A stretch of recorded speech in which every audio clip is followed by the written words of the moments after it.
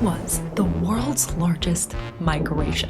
Billions of tons of animals leaving this dark zone to feed in the upper layer at night. During World War II, sailors noticed this mysterious shadow on their sonar.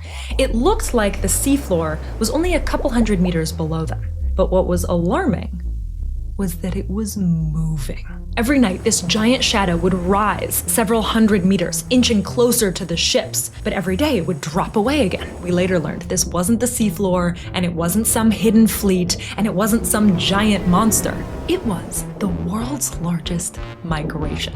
Billions of tons of animals leaving this dark zone to feed in the upper layer at night. Every single night, it's more biomass moving than like the Great Migration in Africa. Which means that hidden somewhere in all this empty is actually one of the most crowded places on Earth.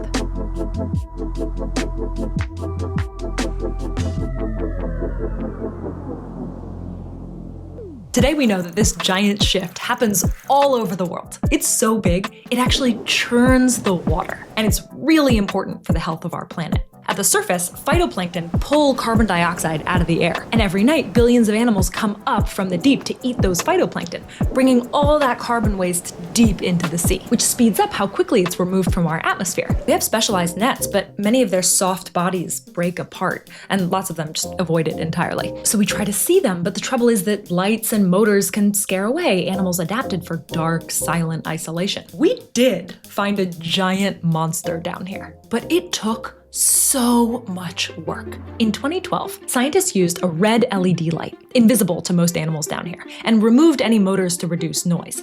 And then they attached a special lure that flashed blue to mimic a certain jellyfish. They dropped it 700 meters deep, and then a giant squid appeared, filmed for the first time in its natural habitat. Giant squid and colossal squid are different.